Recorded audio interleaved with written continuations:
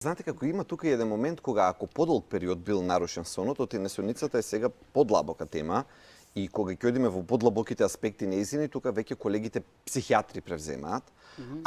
Ако се установи дека подолго е растурен сонот, тогаш можно е иницијално да има потреба од одредена терапија за да се врати малку во ред и после да се вратиме на овие природни методи. Значи, ако е веќе толку голем проблемот, треба консултација со колега психијатар да се процени состојбата како е, што е, оти некогаш има што може да направи природнава медицина, но има и што не може да направи, фала му на Бог. Може пред тој чекор да проба со некои работи кои што се добри пред спиење. Например, чај од маточина е нешто кое што доста смирува и помага. Оти ако веќе сме сигурни дека сме уморни, тогаш останува следното прашање дали сме се спуштиле доволно добро навечер. Јас кажувам дека секогаш треба да ја подготвиме сцената за спиење. Во која смисла? Од 9 часот понатака дома треба да има само светла кои што се периферно, значи нели вакви убави светла. Само тука таму нешто да свети. Под А, под Б, да биде многу тивко, колку што е можно потивко.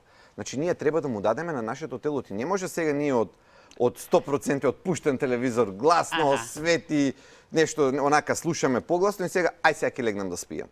Значи, од 9 часот веќе во домот треба атмосфера, тоа особено за кај деца важи. Значи, ние треба да му дадеме можност на мозокот да се смири. И телефоните, апсолутно оставање минимум час до 2 пред легнување, телефонот мора да се дистанцира. Особено за помладите тоа важи, бидејќи сонот телефонот е уништувач на сонот. Нема ни да дојде. Човек рече, ако ќе ми се приспие, ќе го тргнам. Нема да дојде преспивањето ако е телефонот тука. Затоа телефонот на страна, светлината пригушена, се тивко и го чекаме сонот. Мене, например, книга кој што ме успива, ништо друго не ме успива толку силно. Пример, се секој треба да си го најде свој. Мене учебник по физика, цел живот, да ви кажам.